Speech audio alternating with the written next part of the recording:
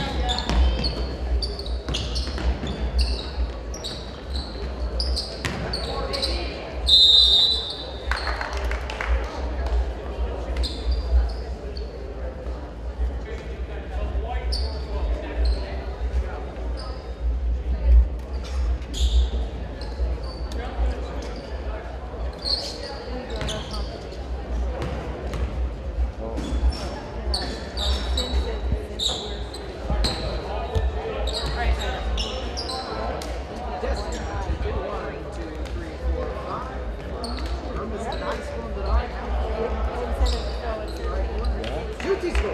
Have to pay for cost.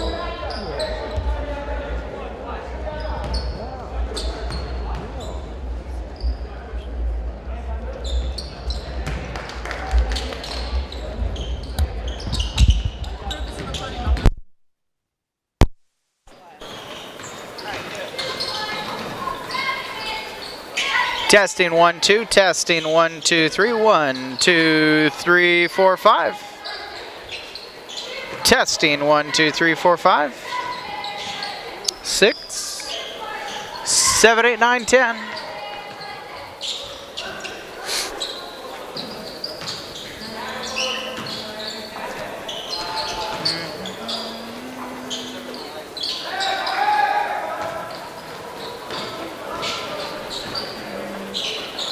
One, two, three. 1, 2, 3, 4. Perfecto.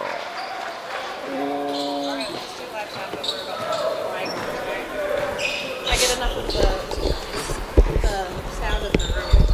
Yeah. That should be fine. Yeah, thanks. Because this is going to make it better. And that way the live stream, our cameras will. Yeah.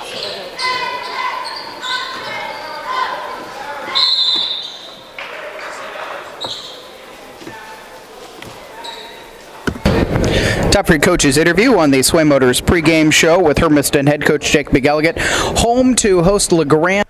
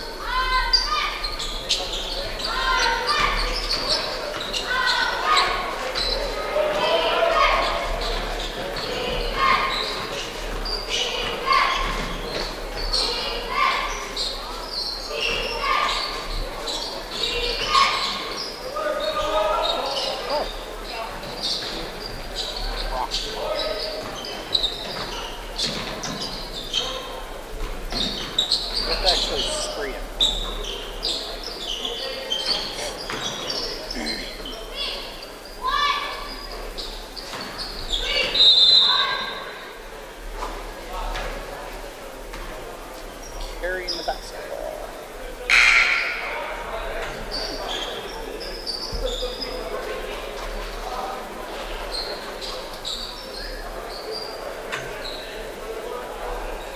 Do you want a copy of the schedule so you know when I'm here and when I'm on the road with the team? Sometimes what I try to do is be on the road on Fridays and home on Tuesdays, but that's the way the schedule is now, the balance is out between the boys and the girls, so it's not always the case. What our plan is that we live stream every home game. Okay. So, and that's the only time we can do live stream. So every time there's a game, you'll be here at the game. Yeah. Yeah. So then we'll just, we'll do that. I can give you my email too, I just don't have a copy to give you. Okay, that's fine. What's the email? Carrie, C-A-R-R-I-E, dot Hepner, just like the town, at Hermiston,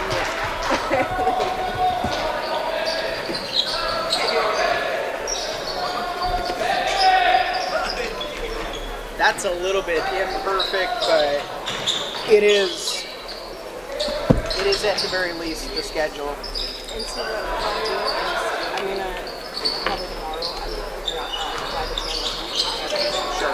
But see, the thing is all that audio, do we want to have sound?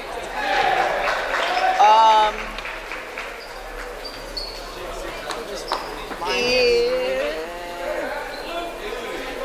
Because you get a lot of sound. Yeah, I pick up a lot of the sound.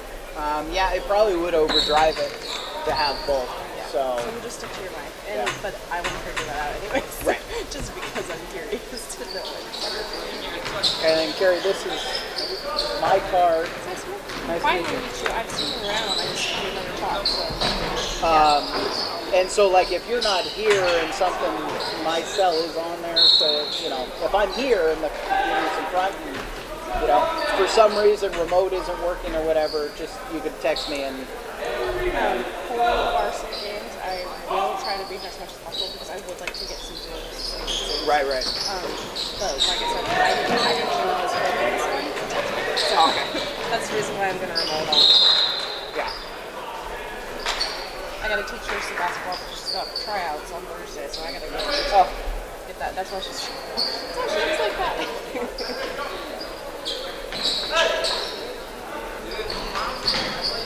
No, you're inside. As long as you're inside.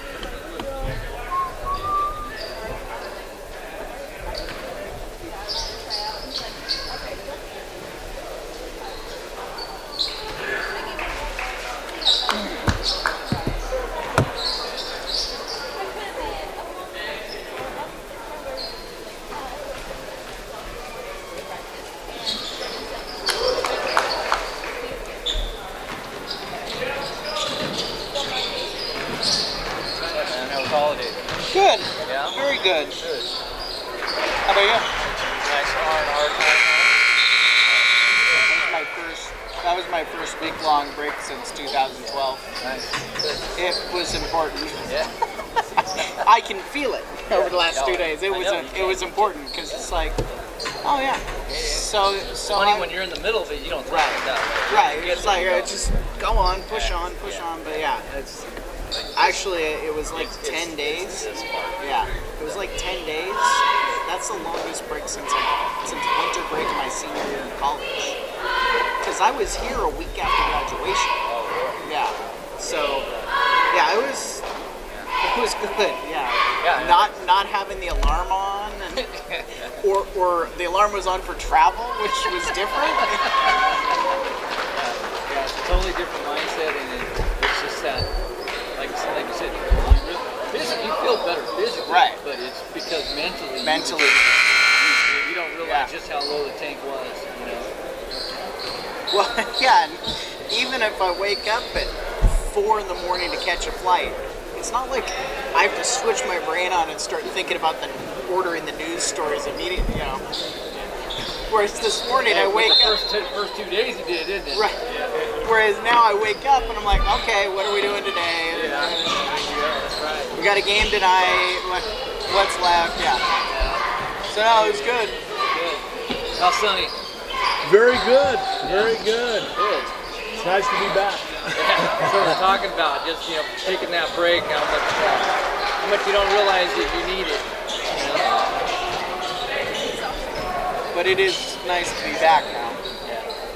Well, and I made that comment. I go, you know what? I said, as much as I was sitting there thinking, you know what? I could probably go a couple more days. The fact is that in a couple more days, I probably went, all right, I'm done. I need to go back. Yeah. Yeah, both Mark and Paul still hold the records. Okay. Mark for scoring, Paul for rebounding. In fact, I don't know. Bob said he doesn't know that the rebounding record will ever get. Probably right. Is this a one season thing or is this a home and home?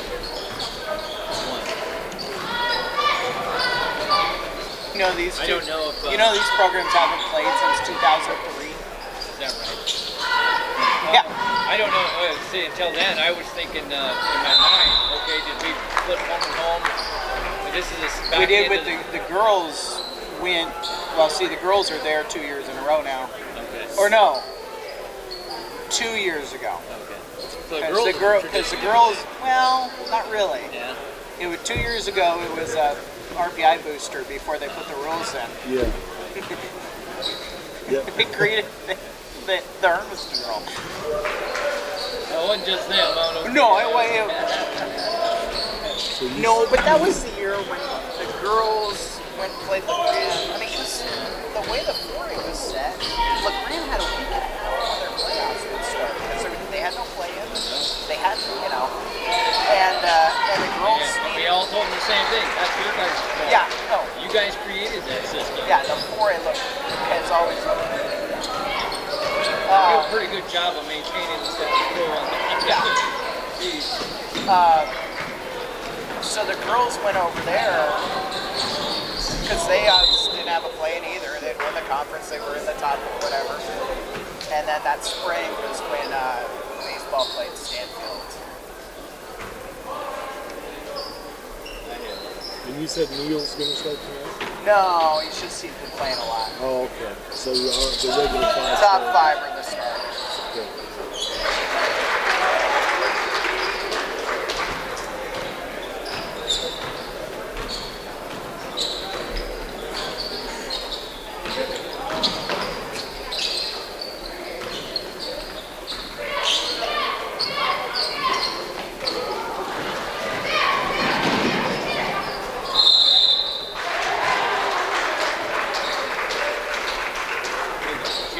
Junior's about a half Mach speed quicker than his dad.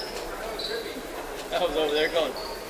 I think I saw Billy's legs cross like 5 times.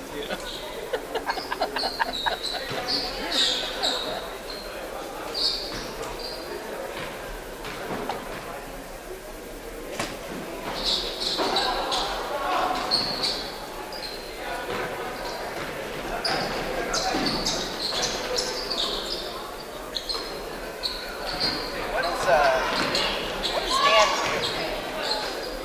Steiner, Yeah. he is a commodities broker. He used to run Cargill on the border, and then he stopped doing that, and now he does like a pump. I wonder if he works for Yeah.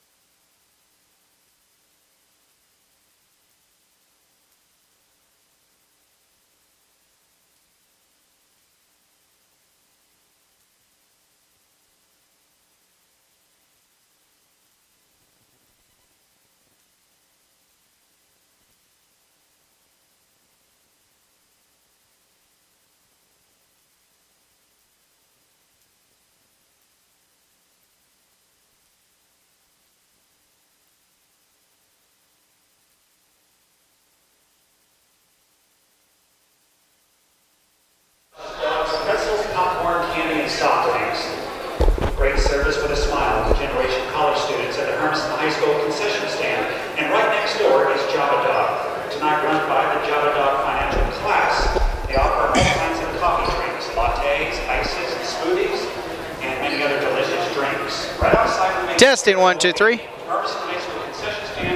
Test 1, 2, 3, 4. 1, 2, 3, 4, 5. 6, 7, 8, 9, 10.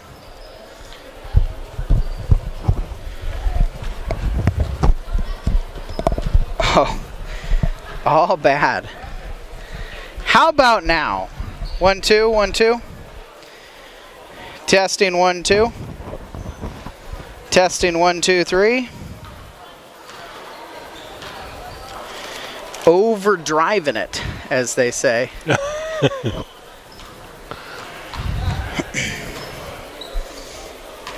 think that's what I think. I was overdriving it for the station.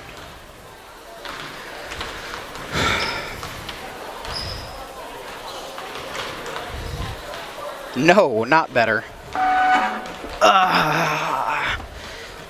Oh. Digitally. Okay.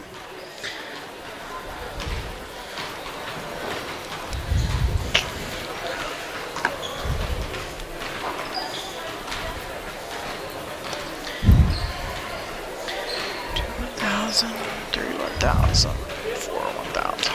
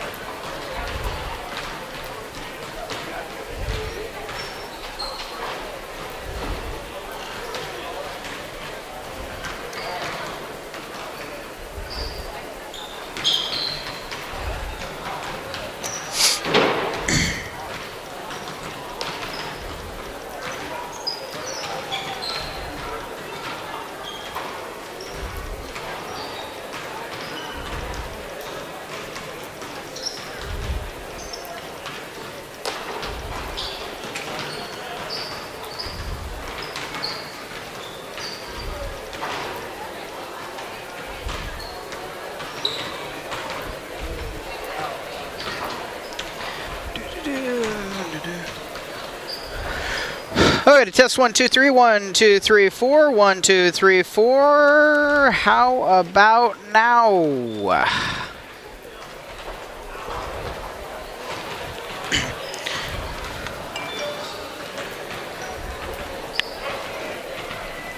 Testing 1, 2, 3. I have to set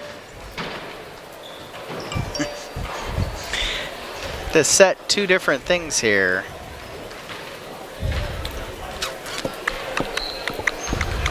Huh.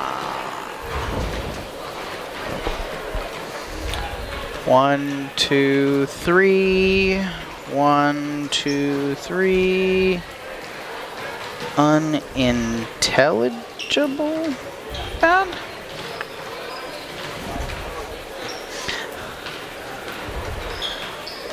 I'll just switch to bag phone hold.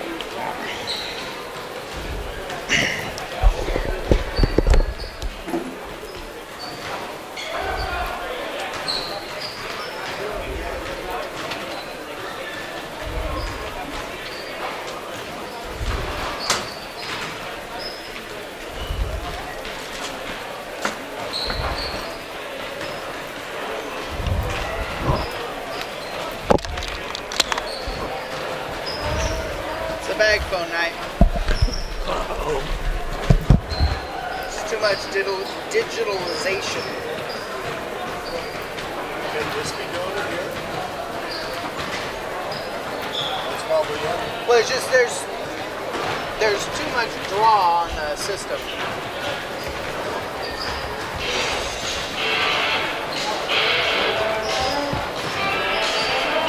It's alright.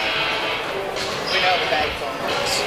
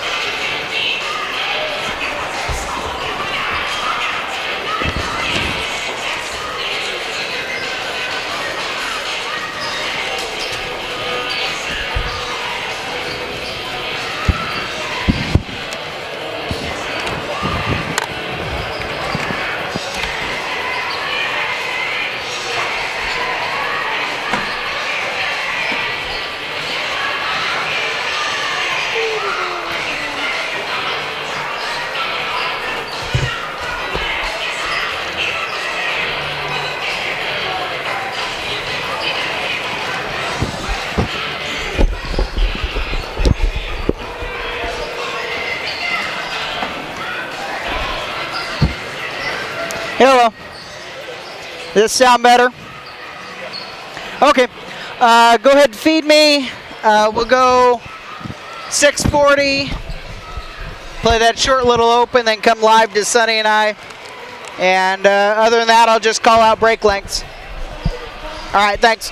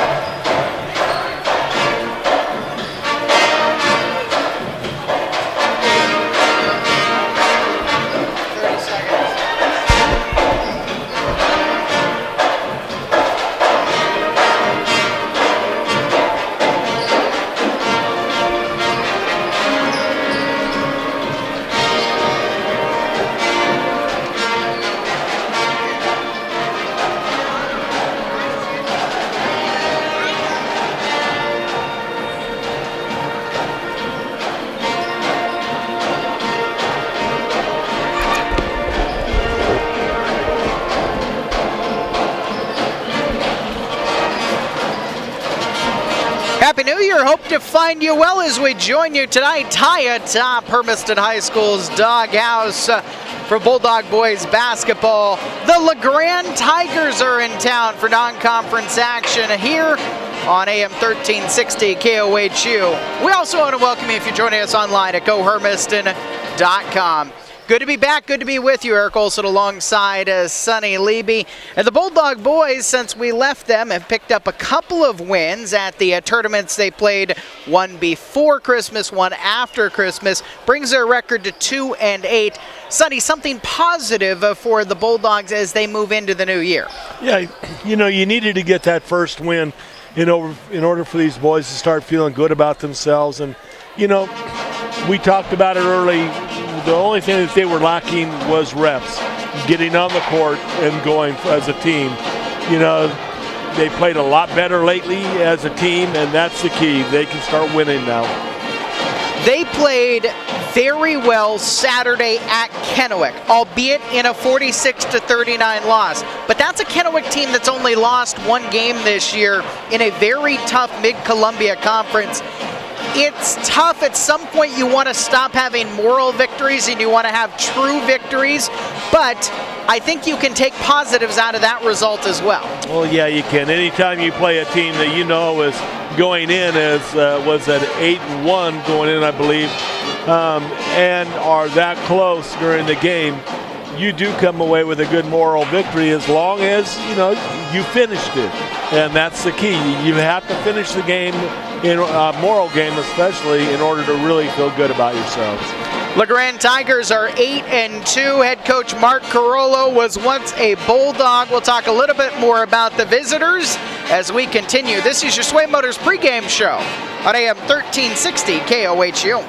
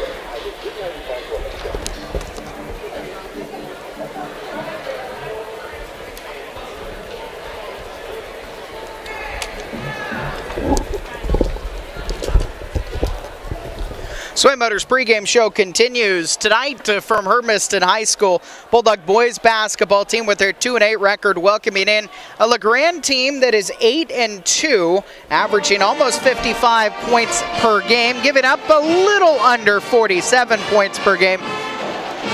Teams are different from year to year, but they were 20-5 last year. They got to the third place game and lost to Tillamook 52-42 and brought home a fifth place trophy.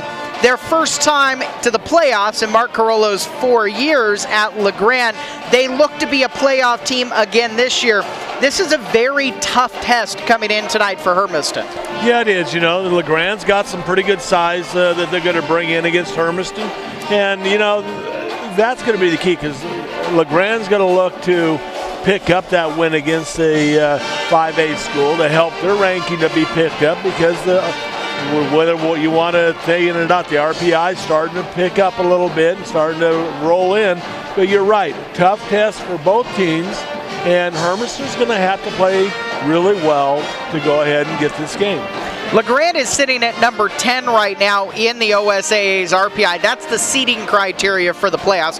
Hermiston is 19-0, by the way. The Tigers did take their second loss last time they were on the floor, final day of 2014, to North Valley at the State and Holiday Classic, 56-46. Their only other loss to an Idaho program, Skyview, who they actually play next on Thursday, and that was a tight one as well, 64-53. So this Tigers team is coming in with something to prove, and two programs here, not separated by much other than a mountain range and a pass, that haven't played since Mark Carollo was a junior here at Hermiston High School. In 2003, 74-44 was the final score in that one. Larry Usher's first year at Hermiston High School. So it has been a long time since these two programs have matched up. This isn't necessarily going to become an annual thing. It is not a home and home right now. It is a one-year deal, but it is the type of team, as they've got their program to the point where they're at right now, where you could see these teams playing more in the future. It's a tough test for Hermiston, and head coach Jake McElligott will tell you that they are learning more about this team each and every day and seeing improvement from a lot of different players, and in some cases, new faces as well. Head coach Jake McElligott and I will talk about the team after this break on AM 1360 KOHU.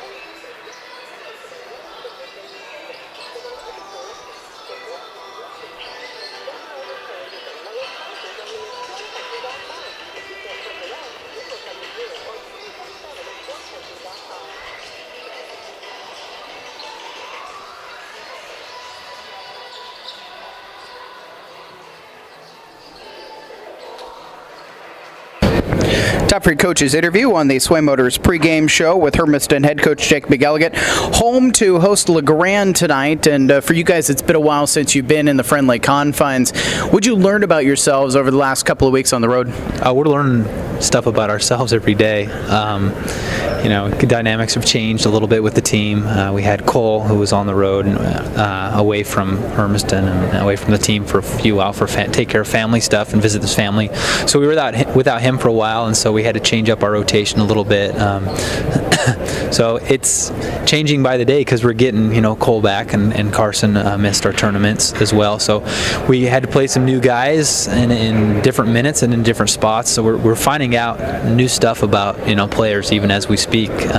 Today, yesterday, I'm sure we'll learn something new today that we didn't know yesterday. You're about the midpoint now, so how much longer? I know you still have 2 weeks and quite a few non-conference games for you get to the CRC, but how much longer until you really want a solidified rotation? I think we're getting there. I think we're well on our way there. Trey's been playing more and more. He played extremely well in the tournament over in Barlow last week, and against Kennewick on Saturday. He's big for us in the middle. We can see a little bit of different look from us defensively when he's in there. He eats up a lot of space in the middle and also frees up Keegan to be more of an angular rebounder and from the outside as opposed to eating up space on the inside. So that defensively we've changed a little bit, and that's helped our rebounding as well, and limited second chance opportunities, which has limited the opponent's scoring the last few games. So that's kind of the benefit of going a little bigger at times. But again, guard-wise, we're still trying to figure out where our scoring is going to come from, but that'll come in the next few weeks. With Trey, they're different sports. It took like 5 minutes for him to feel in the right place in 5A football. 5A basketball, it's taken a little bit longer. What was the thing that clicked that brought him to the point where now he's getting productive time for you? Honestly, it was just about getting reps. We saw that during the summer. He started out and he played a little bit of varsity, and he just wasn't ready for the speed, spacing, angles, ceiling, size. And as the season went on, the summer went on, he's got better and better and better, and eventually by the end he was splitting time with Keegan underneath the basket. So same thing, we knew, at this level he was going to have to get some reps at the JV level, learn how to play with guys, get into game shape. And once he did that, there was an opportunity, because Cole wasn't with us during Christmas break. Once he got that opportunity, I told him it's an opportunity to step up and show what you got, and he did in a big way. So kudos to him for putting in the hard work. Saturday you gave a very good Kennewick team a lot, not quite there. What was the missing ingredient? Turnovers at the wrong time. We had a minute and a half in the second quarter where we turned the ball over 3 times in a row. At the end of that fourth quarter, we were up by 1, and then we turned the ball over 3 times in a row. So turnovers, I told her going into the game, they like to get down the passing lanes, press, trap, force turnovers, and I said if we could keep it under 13 and under, I said we're going to have a good chance to win this game. Unfortunately, we were at 12-13 with about 3 minutes left, and we ended with 16. So that kind of got us in the end. So taking care of the ball, that was the biggest issue in the game. But defensively, we played really well. Teams change from year to year, but this is a team that was 20 wins and a tournament team a year ago coming in tonight. What's the book on LeGrand? They're a balanced team. They got a couple of guys who are, pretty good scorers, but for us right now, we've been kind of scrambling the last week or so with games and practice, not a lot of practices, so we're going to focus in on what we need to do, both offensively and defensively, and that's what we did against Kennewick. We didn't focus a lot about what they need to do, what they need to do offensively, what they do defensively. It's just about executing offensively. You're going to see zones, you're going to see mans, teams are going to change it up. It's just reading it and learn how to play and what we need to do to be successful, and that starts off with rebounding and turnovers for us. When we last left you broadcast-wise, you hadn't picked up that first one in the win column yet. What was kind of the feeling when you did finally get that first win? I want to say feeling of excitement and ecstasy. More than anything else is relief, just to get that thing out of the way. You don't want that hanging over your shoulders, just a weight lifted off our shoulders and the guys' shoulders, and I guess able to play more relaxed. There's not that sense of urgency, and with that urgency comes tightness at the end of games because you haven't done it yet, and to break down that wall is huge. And from there we've played really well. There's been 2 games on, it seems, for us, and then 1 game we play terrible, but getting that consistency from that win, a little more consistency is good to see in the boys. I know when you're talking to the guys, you're talking about what they're doing right now, not worrying so much about opponent. When do you start, though, trying to get scouting reports on the Columbia River Conference? Get ready for the CRC, because now positioning does matter for playoffs. Oh, we're doing that as we speak. As a coaching staff, that's something we're doing behind the scenes. We already have film on our Pendleton opponent. We have guys. I have a guy over there in Hood River, so we have guys out there scouting. But we need to focus on what we need to do. Again, getting better each day has got to be our focus. If our focus is Pendleton, 2 weeks down the road, we're not going to get better today. We're not going to get better tomorrow. So that's our focus right now, just getting better. Coaches will take care of that behind the scenes and work on scouting and preparation. Like I said, we're already doing that. We already have several game films on each of those teams. So, but it's not something we're ready to share with the kids and prepare. We need to focus on the moment, living in the moment, and getting better today. What is the key getting better tonight that you're focused on? Playing hard. Against Kennewick was the first time we really got on the floor for loose balls, and for me that's frustrating to see us not get on the floor. To see us do that, it's brings so much joy, makes my job so much easier. As coaches, it's hard to motivate and coach in the same time when you try to motivate them to play hard. So if we play hard, I'm happy, because there's so many things we can do with that as coaches. When we don't play hard, there's not a lot I can do. I can spend all my time yelling and trying to motivate kids, but then I'm not doing a lot of coaching. So as long as we play hard, I don't have to motivate, and we're focused on coaching and make adjustments. Then we'll be in good shape. As ever, thanks for the time. Welcome. Head coach Jake McElligott with us. The Bulldogs hosting the LeGrand Tigers tonight at the Doghouse. Coming up next on AM 1360 KOHU.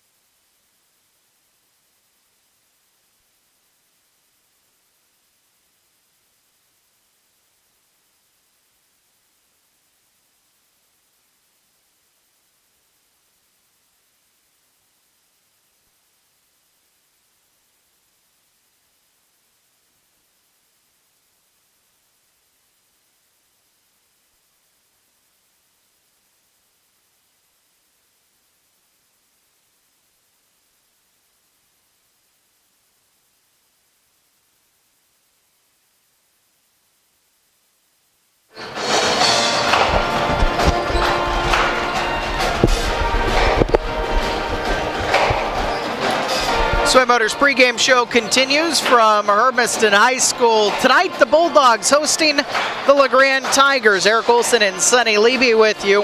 One of the things you heard head coach Jake McElligott just talk about in our coach's interview is the emergence of Trey Neal. Cole Smith gone during the holiday break to visit family, and so you got an opportunity for the junior football superstar who had played very limited minutes in his first couple of weeks at the 5A varsity level, transferring here from Ione this year. But Sonny, this was something you said, you know, you could almost relate to Trey a little bit because it just takes a little while to kind of get the reps you need to be ready to play at this level. Yeah, especially whenever you're coming off a very physical football season and you're a physical player like Trey is. You know, it does. It takes a lot of games, a lot of reps to get your finesse down. And that's going to be the scary part about it. If Trey Neal has been able to get his finesse down and his shot down, his big body inside is going to present a whole lot of problems for teams, not only coming into the doghouse here, but when they go on the road. And what you heard Jake McElligott talk about, it allows Hermiston to do is have a bigger presence defensively inside, because Trey Neal is a big body. He's an athletic defensive tackle who was one of the leading tacklers in the state, a first-team All-State selection by the coaches, and he gives you a physicality addition. He supplements Keegan Crafton or Cole Smith or Landon Gamble. And you heard Jake McElligott talk about it allows Crafton to get into areas where he likes to rebound better. Yeah, it allows him to roam a little bit and to go ahead and use his jumping ability. And that's the one thing that we haven't been able to see Keegan be able to use all that much whenever he gets in there, is use that jumping ability to go ahead and own these boards as well as play up above the rim like he likes to. Well, the Bulldog boys are here on the Lifetime Vision Source scoreboard. Pendleton is at Century in boys basketball. They play in a quarter of an hour from now. Hood River Valley travels to South Albany, and the Dow's is at Glencoe. That's all on the boys' side of the Columbia River Conference. Hermiston girls have made the trip over to LeGrand. They went there at the end of the regular season a couple of years ago.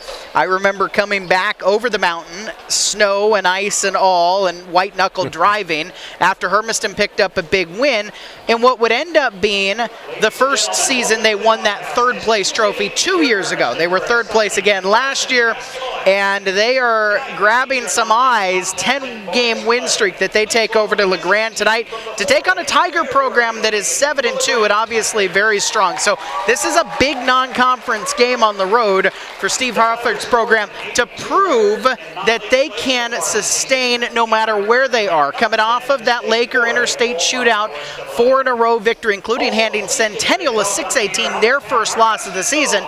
You feel like they go to LeGrand and they really need to show how powerful they are tonight against a very good, albeit 4A team.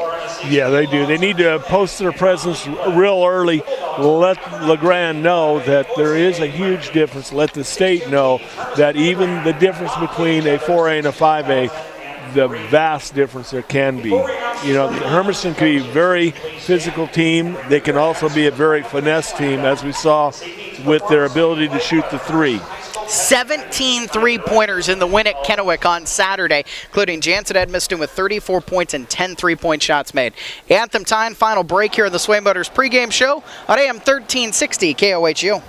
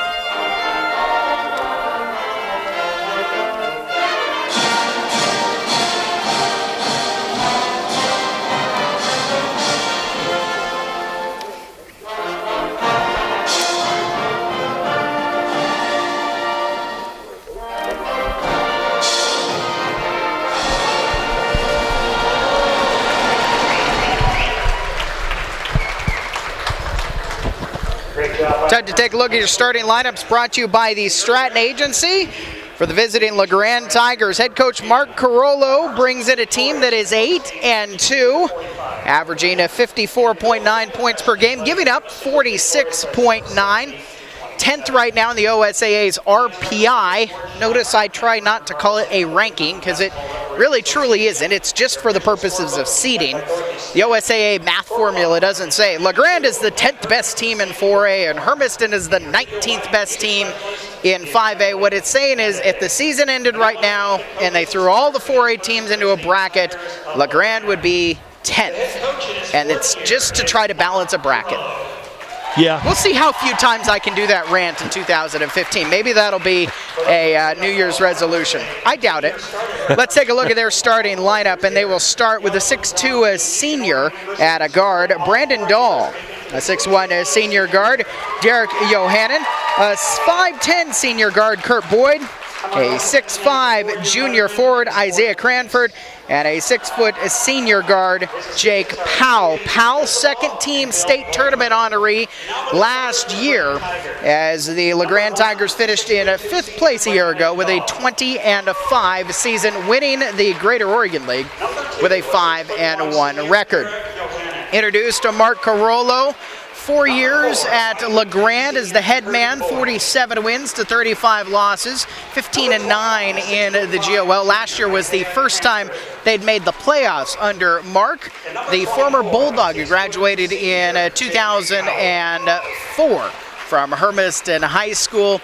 And Sonny, this is somebody who was one of the best who ever put on a Bulldog uniform coaching LeGrand. Yes, he is. And, the nice thing was Mark is just a people's people. He's a people's coach. He's a good kid. Not saying that because he's my neighbor across the street for all those years that he's grown up, but a good kid and a good coach. Also went to Eastern Oregon University, and he has one of those records that's going to be tough to take down. Yeah, he owns the scoring record for Eastern Oregon, and it's going to be very tough for anybody to catch him. His brother so happens the same thing. Paul owns the rebounding record at Eastern Oregon. So, good Hermiston, connection over there with the record books again. And a homecoming of sorts for Mark.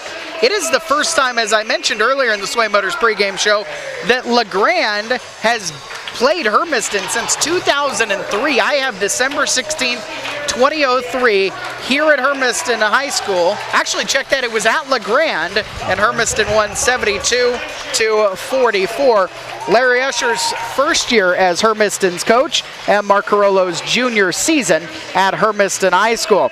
Now the starting lineup for the Bulldogs, brought to you by the Stratton Agency. Hermiston with a 2-8 record. Jake McElligot's team is averaging 45.2 points per game, giving up 58.7 points per game after an 18-win and 7-loss season a year ago. The point guard is a 5'7" junior Austin Nalen. At the guards, a 6'2" senior Dylan Zimmerly and a 6'2" senior Chase Knutz. Landon Gamble, 1 forward, a 6'2" senior, and Keegan Crafton, the 6'4" senior forward, will round out the starting 5. First-year head coach Jake McElligott comes over after 5 years at a state championship last year at Oregon. His assistant is Dennis Stephanie, who Jake played for at Ione in Dennis's first season in 1998. He had been at Ione until this year. Taylor Smith is the JV coach. They picked up a win earlier this evening against the LeGrand squad. It was 52-45.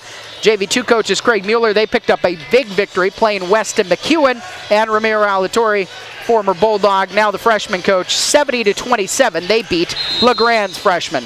Crafton to jump in and wins the tip against Cranford. Back into the backcourt for Gamble and Hermiston in the home white uniforms with purple numerals and lettering, trimmed in gold, attacking left to right. On the near sideline, Nalen will circle up top, lose the ball to Gamble. Up top, the 3 is up for Knutz off the front iron, rolls off to the left and into the hands of Brandon Dahl. Dahl, Johannan, Boyd, Cranford, and Powell, black uniforms with blue trim numerals and the numerals and lettering. LeGrand across the chest, trimmed in white. Left wing for Johannan, up top for Boyd, and the senior guard throws it back to Johannan. Back and forth they go against a zone from Hermiston to open things up in the first half minute of this opening quarter at Hermiston High School.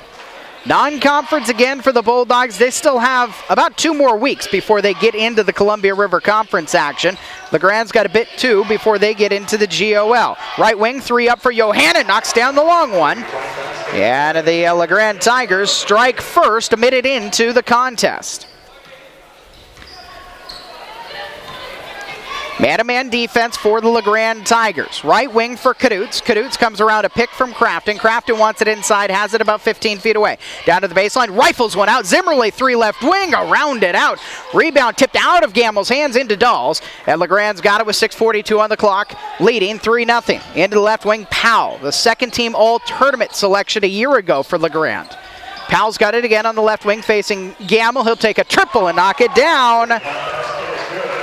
Tigers come out shooting hot. First 2 3-pointers go for them. They're up 6-0 with 6:23 left in the first period.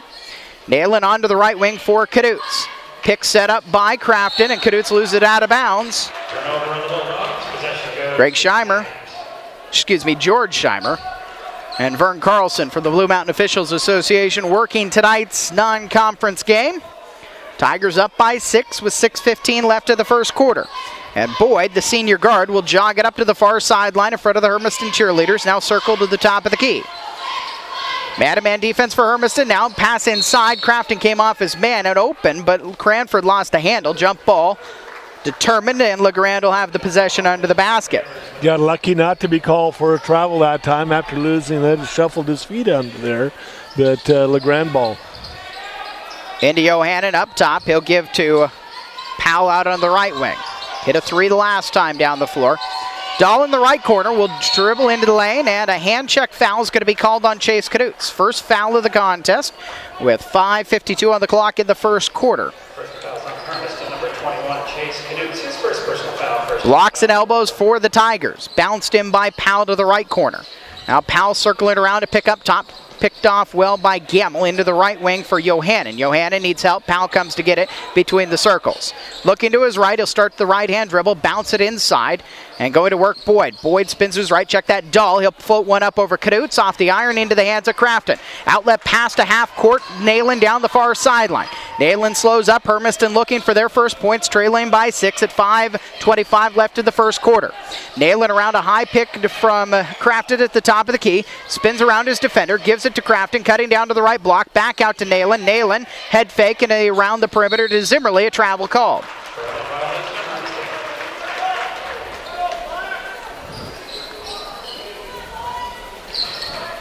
For the Bulldogs, couple of turnovers here in their first 4 possessions. 5:10 left and they're scoreless, trailing by 6. Powell, the senior guard, onto the wing, left side for Johannan, back up top to Dahl, and now Powell again. Drives baseline, cut off by Gamel, tries to spin, bounces it in the paint, right at the hoop, off the iron by Cranford. Cranford bouncing around for the rebound, can't get it, secured by Kadutz. For Hermiston, they trail by 6, 4:50 left in the first quarter, and Hermiston still trying to open up the scoring account. Nayland to Kadutz on the right wing, circling up top, Kadutz gives to Zimmerly. Zimmerly, Nayland onto the right wing. Guarded by Boyd, he'll spin around down to the baseline and cut back out up top. Kadutz will tee up a long triple, well short, and off the hands of Boyd out of bounds. Hermiston will keep it under the baseline. 4:27 left in the first quarter. Almost halfway through the first stanza, and Hermiston scoreless, trailing by 6. Nayland will inbound on the baseline, blocks and elbows for Hermiston. As Nayland looks up, the basket is to his right. Nayland right onto the left block, open for Gamel, around and out. The rebound's tipped around to Crafton at the free throw line. Crafton bounces it out to Kadutz on the right wing. Hermiston had a golden opportunity to get points. Bounced to Nayland at the top of the key. He'll attack and kick to Zimmerly. Zimmerly around a defender, floater in the lane. The teardrop goes. Dylan Zimmerly gets Hermiston on the scoreboard with 4:07 left in the first quarter, and they trail by 4. For LeGrand, Powell on the left wing, hands to Dahl. Dahl will try a triple, high arcing shot goes, and 3 3-point shots for LeGrand put them in front, 9-2, 3:50 left of the first quarter. Dahl, Johannan, and Powell all have hit 3-point jumpers. Right wing for Kadutz. For Hermiston, it's important to remember you can't get all 7 back on one possession. Nayland back up top to Crafton. And Nalen's got it again. He'll reset between the circles. To the right wing for Zimmerly. Double teamed on the baseline. Back out to Nalen outside the perimeter. Good quick double team. Powell got helped by Cranford down on the baseline against Hermiston's top offensive threat, Zimmerly. At least perimeter threat. Zimmerly in the paint, cut it across, got the pass, and a 3 in the key as Gamble had pitched a tent. And that's going to be another turnover on Hermiston. Bulldogs coming with some changes, as does LeGrand. For LeGrand, it's Andrew Cavan, a 6'4 senior forward coming into the game. Gamble out, Cadutz out. And for Hermiston, Chance Flores, the sophomore guard, and Trey Neal, the junior forward, come into the game. Neal has really come on for Hermiston over the holidays, where the Bulldogs picked up their 2 wins in 10 contests. Under 3 minutes remaining in the first quarter, Bulldogs trailing by 7. To the paint, Boyd's floaters off the back iron, tipped around, Powell's got it, left baseline 15 feet away, bounces it inside, under the hoop, and a 3 in the key called against Cavan. More changes coming for Mark Carollo and LeGrand. Drew Hively and Andrew Peasley. Hively a senior guard, Peasley a freshman guard. And breaks coming for Powell and Cranford. Smaller lineup for LeGrand. With 2:36 left, leading 9-2. Crafton will come around a defender, teardrop in the lane, off the back iron. Crafton gets his own rebound out on the right wing, going one-on-one against Cavan. Up top for Zimmerly, coming to his right, and it's going to be a foul at the right elbow. Foul on Peasley. His and the team's first, with 2:24 left in the first quarter. Bulldogs trailing 9-2. Zimmerly, Crafton, 12-footer off the front iron. Rebound is tipped around. Trey Neal rips it away, has it on the left block, bounces it out to Zimmerly. Zimmerly righty floater too hard off the back iron, tipped around into the right corner where Nalen secures for Hermiston. Up top, quick 3 up. Flores is short off the front iron, rebounded by Cavan. Cavan stuck at the baseline against a little pressure. Hermiston backs it off. LeGrand looking to press straight on for Dahl, and a foul is called as Dahl worked his way down into the painted area. Gamble up to the scorer's table to check in, and he'll replace Crafton. It was Chance Flores' first and the second Hermiston foul. 2 seconds, under 2 minutes remaining in the first quarter. 7-point LeGrand lead, and they've got a baseline inbound. Peasley up top for Cavan. Dahl driving left, jump stop at the left block, stops and pops off the top of the iron.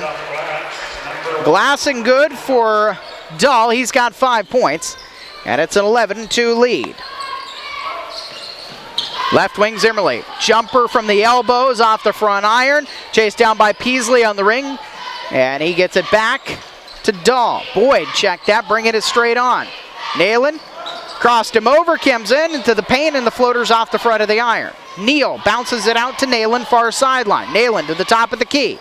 Hesitates, now he'll drive, lost the handle, kicks it back out. Zimmerly a head fake, and he's fouled.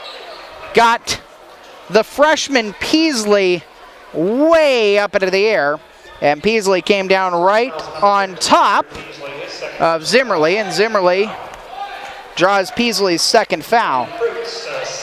Peasley's going to have to come out, and Blaine Kreutz, a 6'3 junior, will replace him. Actually gives LeGrand a little bit more height. Powell back into the game. Checking Flores down to the left corner. Back out to Nalen for Hermiston. 1:10 left of the first quarter. 11-2. Hermiston looking to get the offense going. Zimmerly pull back at the left elbow. Nothing but the bottom of the net. Dillon's got 4. And Hermiston's deficit is 7, under a minute remaining in the first quarter. On the right wing, the senior Hively back out to the top of the key. Boyd to the left side. Powell. Powell put it on the floor. Up top for Boyd. Bounces it back to Powell on the left wing. Guarded by Gamble. Gamble's job is often to check the best offensive player for the other team. Really doesn't matter what position that player plays. Dribbled out of bounds by LeGrand, and Hermiston forces a LeGrand turnover. It is LeGrand's first turnover of the game. Second turnover of the game. With 30 seconds remaining, Hermiston trying to cut into an 11-4 deficit. Nayland running the point, comes to the near sideline in front of the LeGrand bench. Flores up top to Gamble. Gamble will work into the paint, back out to Zimmerly. Nayland up top, left side to a cutting Flores. He'll cross over into the lane, loses the handle. In the paint, it's stripped away from him, and LeGrand secures. Picked up by Powell. Hermiston's got 2 defenders down on the ground. 8 seconds left. Back to Powell, racing in, dumps it off, and a foul's going to be called before Boyd could miss a layup on the left elbow. Check that left block, but Hermiston still a foul committed by Trey Neal, his first, and the third foul on Hermiston. 5.5 seconds remaining in the first quarter, and LeGrand leading by 7. Floated in to Kavan, tipped out to Kreutz into the left corner. Boyd's triples off the front iron, rebound, putback is waved off as it was floated in by Kreutz. But Vern Carlson says it came after the buzzer, correctly assessed, and it'll bring us to the end of the first quarter. 11-4, LeGrand in front of Hermiston on AM 1360 KOHU.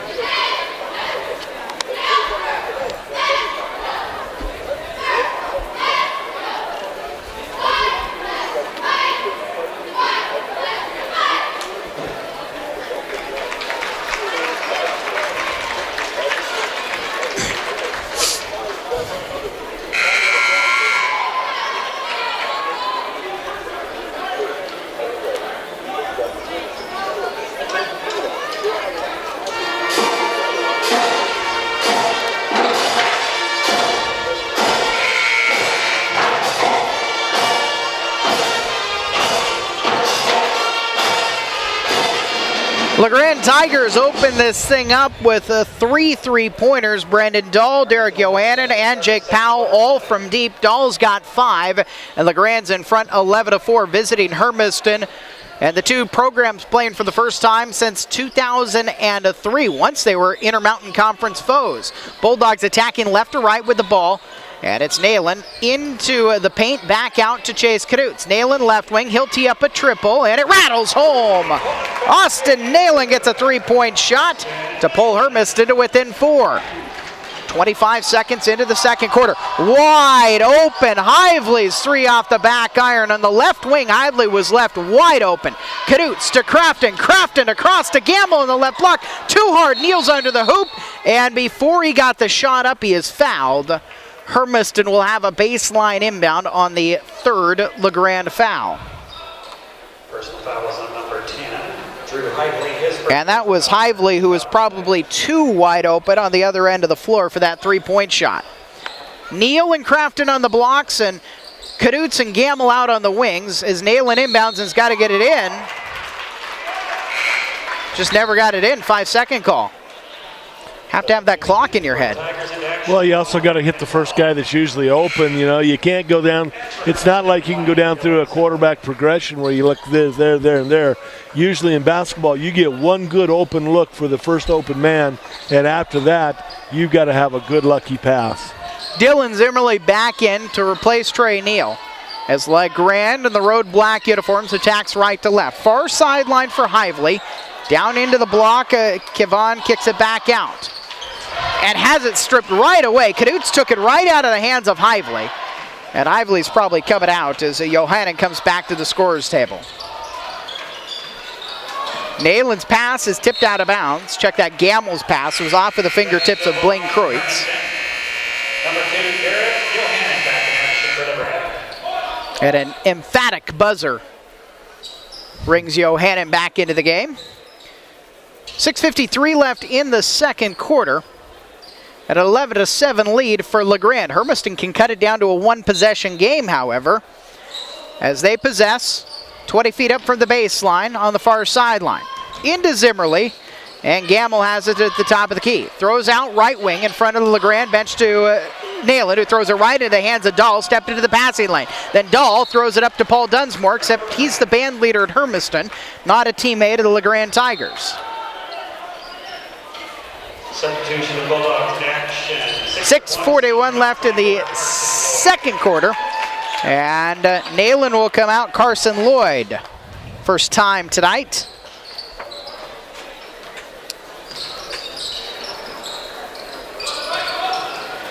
Crafton on the right block, got Kavan up into the air, but under the basket, it's blocked. Rebound, put back, Gamble's there to finish up the miss. And Hermiston is down by just 2, opening the quarter with 5 straight. A runner to answer back on the other end of the floor by Powell. And LeGrand's got their first points of the second quarter, almost 2 minutes in. They lead by 4. Crafton down on the block. The pass is tipped. It comes out of bounds. Last touch by the Tigers. And Hermiston will have a baseline inbound. Isaiah Cranford will come in to replace Kavan. 6:04 left. Hermiston trailing 13-9. Lloyd will inbound under the baseline. Blocks and elbows for Hermiston. Crafton, Gamble, Kadutz, and Zimmerly. Lloyd in the right wing. Jump stop into the lane. Stopped. Stuck. Back out to Kadutz. Kadutz down inside, turnaround right hand, touch shot by Crafton goes. And Keegan Crafton's in the scorer's book. Hermiston down by 2, 5:45, the other end of the floor, an easy lay-in for Brandon Dahl, who has 7 points to lead all scorers. Bulldogs getting baskets on this end of the floor, but here in this quarter, not getting back, and LeGrand is scoring unmolested. 5:30 left in the second quarter. 15-11, inside to Crafton. Head fake, he comes baseline and is fouled by Cranford, who picks up his first at the 14th foul on the Tigers. Fouls number 21 for LeGrand, Isaiah Cranford, his first personal foul, 4th team foul on the Tigers. LeGrand's going to host a couple of Idaho teams Thursday and Saturday, Skyview and then Homedale. And then they have Pendleton on the 13th. Zimmerly has a shot blocked out to Gamble, back to Dylan Zimmerly on the left wing. The Hermiston guard will hesitate and give back to Kadutz at half court. And Hermiston wants to reset. Lloyd tried to come get a handoff. Powell denying it all the way. And timeout for Jake McElligott. 5:05 left in the second quarter. And a 30-second timeout for the Bulldogs as they trail 15-11. First timeout either way in this contest. And while the offense might have stalled right there, the bigger concern in this quarter, Sonny, is Hermiston gets a bucket and LeGrand scores 4 seconds later. Yeah, they just didn't get back. They got caught on their heels, watching, playing defense, watching as they went down the field, the court. And, you know, LeGrand's fairly quick. They're quick enough to go ahead and if Hermiston wants to try and get in the track meet, LeGrand looks like he could withstand it.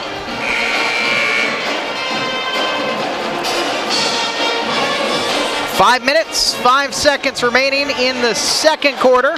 First home game in a while for Hermiston. They went to the Barlow tournament after Christmas. They went to the Century tournament in Hillsboro before Christmas. Last time they were here was the 77-53 loss against AC Davis out of Yakima. Crafton has the top of the key. One dribble and throws to Lloyd, knocked out of bounds by Johannan. And the other thing is, every pass is into a passing lane that's already clogged up by a LeGrand player right now. Yeah, and well, one of the biggest things is Hermiston starting to stand around on offense a little bit right now. They're getting some good open looks there, but they're not moving, right? They're not using the screen as well as they can, and they're passing just a fraction late.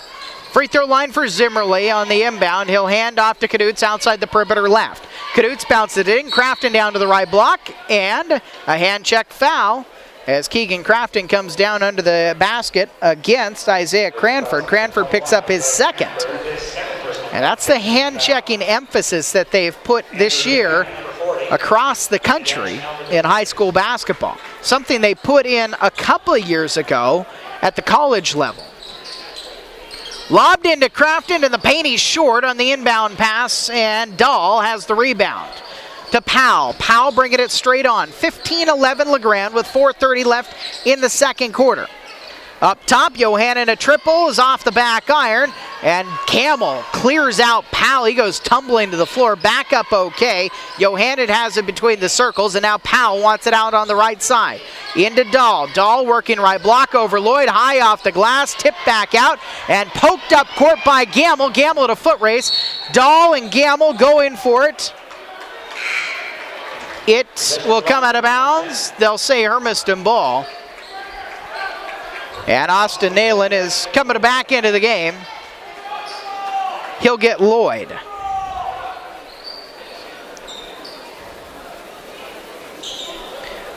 Bulldogs will have it. Nalen inbound on the far sideline, 24 feet up for the basket. To Knutz, and he hands it right back to Nalen, who works between the circles. Midpoint of the second quarter, Bulldogs trailing by 4. Crafton at the top of the key. Looks left, Nalen around a double screen. Now Knutz cutting to the basket right off the iron. And the rebound is tipped around. Dahl flips it out far sideline for Powell. 3-on-2 for LeGrand if they push. Powell into the paint by himself off the front iron on his floater. Crafton fights for the rebound. Baseball pass up court. Gamble over to Zimmerly, going to the left side. Zimmerly's fouled, puts the basket. Great look from Keegan Crafton on the outlet, and even better pass, arguably, by Gamble to kind of volleyball set it across the court to Zimmerly, cutting to the hoop. Yeah, it was just a nice touch pass to get it there, and a great job of getting it down on the fast break. Fun fact, 3:40 left in the second quarter. First foul shot of the game, either team goes. And Hermiston is down by 1 after Zimmerly converts the three-point play the old-fashioned way. 3 minutes, 38 seconds left in quarter number 2. Jake Powell bounces it to the left elbow, working into the paint. Dahl, and a hand check foul. And they're going to call Nalen on a reach-in. Austin's first. And it is the 14th foul on Hermiston. Blake Kreutz will come out of the game. Johannen has it up top. Johannen a head fake at the foul line. He stops, bounce pass at the back door to Powell. Lost the handle, circled back out. Powell has a pick from Dahl. He'll get it into the paint. Righty floater right at the 10. He'll lay it in. Jake Powell, they're trying to get him going. He's got 7 now. And LeGrand's back out in front by 3. Zimmerly left wing, triple knockdown off the back iron. They're trying to get him going, and Zimmerly's got 10, and the game's tied at 17. LeGrand led by as much as 9 in this contest, but Hermiston has got it all the way back. Knutz comes and picks it away from Dahl. Chase is going to bring it across the timeline himself. Hermiston, for the first time tonight, has a chance to take a lead in this game. They're outscoring LeGrand 13-6 in this quarter. Knutz, right elbow. Check that, Crafton right elbow. Offensive foul.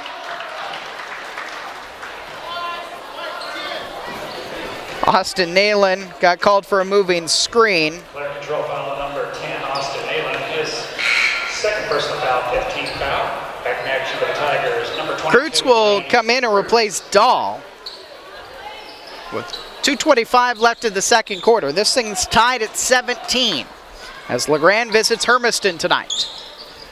Powell out on the right wing. Top of the key for Johannen. Powell again in the right corner. Drives past 2 defenders. Floats it up off the glass, and it bounces out to Zimmerly. Hermiston trying to take a lead. Their second opportunity here in this quarter to take their first lead of the night. 2 minutes left in the second quarter. Right elbow extended. Crafton turns around and faces a 1-4 high offense for Hermiston. Lobbed up to the basket. Crafton can't dunk it down, but he gets his own rebound and lays it in. Pass just wasn't quite there, but Hermiston's in front 19-17 with 1:44 left in the quarter. Carry of the ball. Boyd turns it over, and Hermiston's got it back. Everything is going the Bulldogs' way right now. Nalen will come out. Gamble will come in. With Nalen off the floor, Chance Flores, the sophomore, will run the point guard position. Zimmerly, Gamble, Knutz, and Crafton, the 5 for Hermiston. Attacking left to right. Zimmerly left wing, circles up top, spins around, gives to Flores. Back to Zimmerly. Head fake, he'll drive to the right elbow, stuck, back out. Flores right wing 3, up off the front iron, and into the hands of Kreutz. Bounce out to Powell on the right wing. It's been all Powell. Great pass inside to Cavan, and he lays it in. First points of the game for Cavan on a great find by Kreutz to tie the game at 19 with 1:12 left in the second quarter. Flores crosses over to Gamble. Gamble Down against Powell, down to the left block. He can't draw the foul as he goes up for the shot. Powell's got it the other end of the floor. Out to Johannan, a triple to knock it down with 52 seconds left and put the Tigers back in the lead. Johannan's second three-point shot made. He's got 6. 22-19 with 40 seconds left in the second quarter. Zimmerly out on the left wing. Yo-Yo's with the right hand, picks up his dribble and gives between the circles to Knutz. The 5A football offensive player of the year passes down to Gamble in the left corner. Inside to Crafton. Back up top, was it tipped? It goes into the backcourt, and Zimmerly picks it up, no tip. It's a turnover on Hermiston with 24 seconds remaining. LeGrand's got the possession and a 3-point lead. For the first time tonight, Zach Jacobs, a sophomore guard, will come into the game to replace Boyd. And for the first time tonight, Cole Smith will come in for Hermiston. The 6'3 senior give it a little more height for the Bulldogs, as Zimmerly is the one who comes out.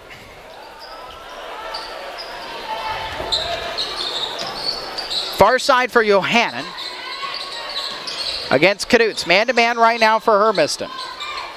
Powell left wing, he'll back it up. LeGrand holding for last shot, 10 seconds left in the half. With a 22-19 lead, Powell will go himself and is fouled on his way in against Gamble. 2 shots coming. And for LeGrand, they will get their first 2 foul shots of the game.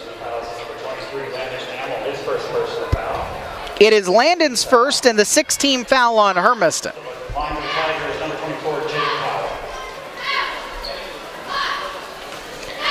Jake Powell, who has 7 points, cannot make the first. LeGrand and Staten beat Elmira, and then the home team, Staten, before losing to North Valley, their last time on the court on the 31st of December, 56-46. Just their second loss of the season. Powell missed them both. Hermiston down by 3 with 3 seconds left. Knutz way off. Landon Gamble, rebound, put back with the left hand, counted at the buzzer. Knutz took the half-court shot way too early. It was almost a pass off the backboard to Gamble, who was able to finish and put Hermiston in the locker room down by just 1, 22-21. Hermiston wins the quarter, but they trail at the half as they host the LeGrand Tigers in non-conference basketball tonight. Why don't we take 2 minutes before the Tom Denchel Ford Country halftime show on AM 1360 KOHU.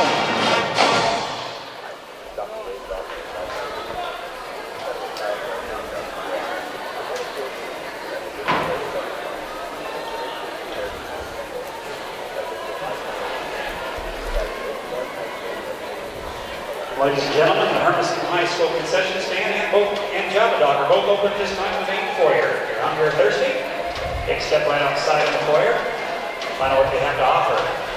Hermiston High School concession stand is served by Generation College students and the Java Dog by Java Dog Financial Class.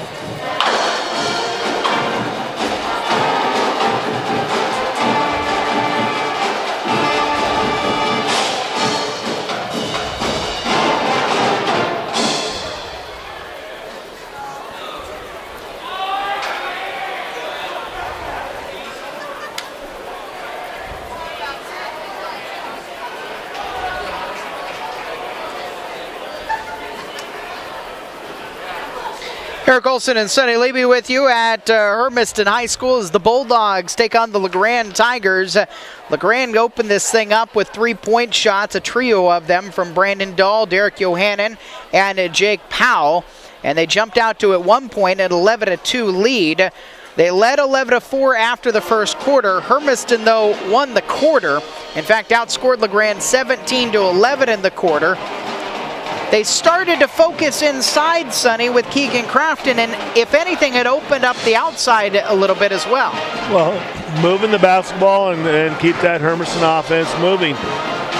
Key is we finally saw Keegan Crafton being able to get above the rim in that, the pass was a little off, but he was able to go ahead and get his own rebound and put a putback in from in close.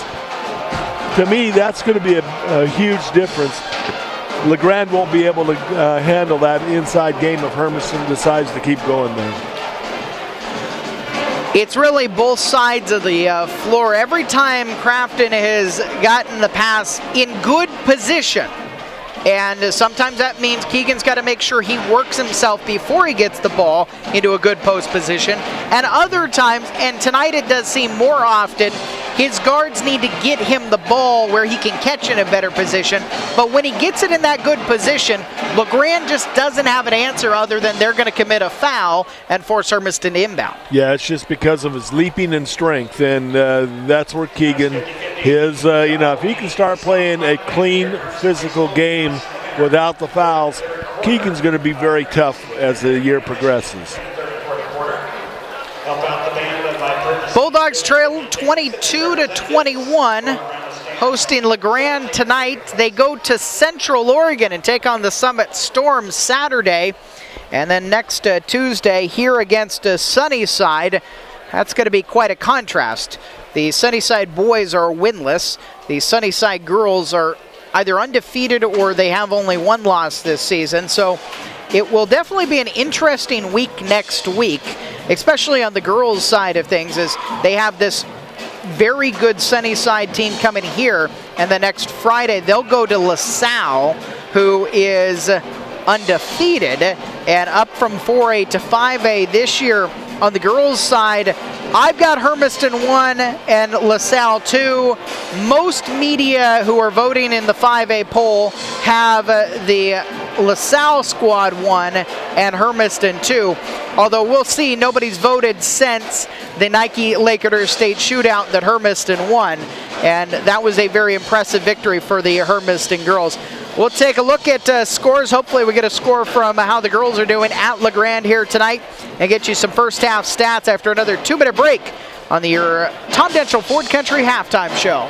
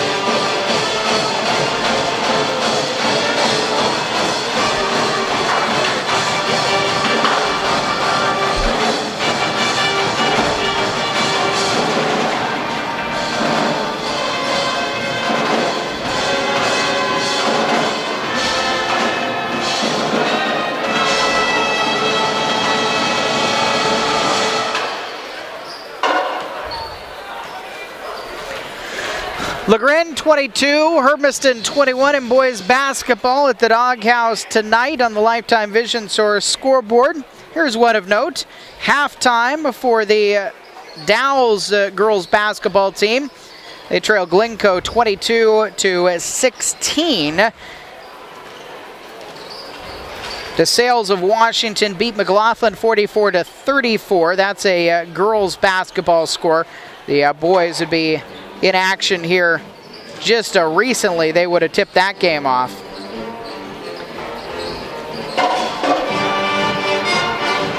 And we have a couple of random ones from the Tri-Cities. Walla Walla girls 66, Chiawana 60, Southridge 52, Kennewick 42. Taking a look at scoring here in the first half. Dylan Zimmerly leads Hermiston with 10. Landon Gamble, Keegan Crafton each have 4, and Austin Nalen with 3. Am I missing somebody there? Nope, that's 21. Sorry, I got confused for a second. It's easy to have happen. Jake Powell and Brandon Dahl, 7 apiece. 6 from Derek Yohannan. But those 3 guys are the scoring for LeGrand. It all adds up to 22 and a 1-point lead. Anything else jump out to you in the first half, Sonny? Rebounds for Hermiston. Hermiston is controlling the boards at 17-10. And turnovers, a slight edge going to LeGrand at 6 and Hermiston with 8. But, free throws. Not a whole lot of free throws taken in this game. I think 3 total, 2 by LeGrand, 1 by Hermiston. And fouls, a good, clean called game in the first half. 5 fouls for Hermiston and 6 for LeGrand. Yeah, Hermiston is 1 for 1 from the free throw line. Zimmerly hit a and 1. And they hit 1 3-point shot. LeGrand has 4 3-pointers and 0 for 2 by Jake Powell on his trip to the foul line. Tigers will start with the ball attacking left to right. Road team wearing black uniforms with blue and white trim. Brandon Dahl, Derek Yohannan, Kurt Boyd, Isaiah Cranford, and Jake Powell for the visitors. Hermiston, all white uniforms, purple numerals and lettering trimmed in gold. Austin Nalen, Chase Kadutz, Landon Gamble, Keegan Crafton, and Dylan Zimmerly. Onto the right wing for Yohannan, who opened this game up with a 3-point shot. On the block, off the front iron by Cranford. Rebound is tipped around. Gamble loses it. Nalen picks it up and is one-on-one the other end of the floor with Boyd. He'll slow up, saw the numbers weren't in his favor, and Nalen will set things up for Hermiston offensively. Just valuing the possession. Get the turnover and then make something out of it. Don't force something up. It was a good decision by Nalen, but Kadutz throws one away right into the hands of Powell. Powell, no look to Dahl. Dahl on the left block is stopped. Good defense by Gamble. Top of the key, Yohannan for 3, and he can't start the second half the way he started the game. Rebound from Powell. Turnaround fadeaway for 12 feet. Crafton rebounds it up court to Kadutz. Head fake. He stops, lets the defender fly by. Can't make the shot, though, and Powell pulls down the rebound to the corner. A little bit of full court pressure applied by Hermiston. Now they back it off. A minute gone in the third quarter. It's still a 1-point lead for the visitors. Boyd, and out Powell on the left wing, guarded by Gamble. A travel. Shuffled the feet before he put the ball on the floor. And Mark Carollo's team not executing the same way a team that won 20 games would have a year ago.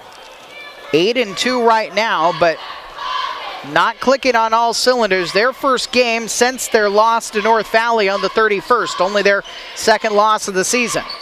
22-21. Hermiston trailing by 1. Kadutz will try a triple, and it's short. Still the Bulldogs looking for their first lead of the game. A minute and a half into the third quarter. Boyd on the right wing. Gives to Dahl. Dahl fakes a pass, drives, double team, floats one up, and has a awkward off-balance shot fall for him. Dahl's got 9 points. And it's 24-21. 6:15 left in the third period. Nalen will hesitate, drive all the way in, lefty scoop shot goes. Nalen blew past the defender, no help side defense, and Hermiston's down by just 1 again. 2 minutes into the third period. Powell up top, left elbow's jumper rattles home. And Jake Powell has 9. So Powell and Dahl with 9 apiece for LeGrand, their leading scorers. Have the Tigers in front 26-23, 5:45 left to travel as Nayland drug his pivot foot driving down into the block. Nayland is finding, though, he can get past Boyd, who's checking him whatever he wants. 5:42 left in the third quarter. 3-point lead for LeGrand. Boyd on the far sideline as Flores will come to the scorer's table for Hermiston. Right wing, Johannan up with a triple, knocks it down. Johannan's third 3-point shot of the game. He's got 9. Dahl's got 9. Powell's got 9, although that doesn't add up. Cavan has 2 also. Oh, there's Cavan way down at the bottom. That's because of his number, no other reason. Yep.